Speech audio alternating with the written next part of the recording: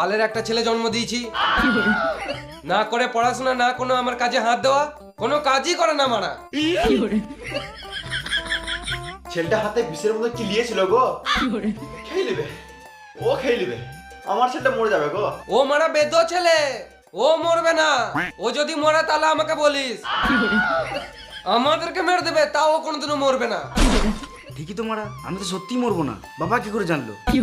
না না, ওকে একটা গাড়ি কিনে দাও, কিনে দাও একটা গাড়ি। এই তোমার জ্বালায় ছেলেটা শেষ হয়ে যাবে, ওর পুরো গোটা লাইফটা শেষ হয়ে যাবে। এই সব ছেলে জন্ম দেয় নাকি? তখন যদি মেরে দিতাম ভালো হতো। বাবা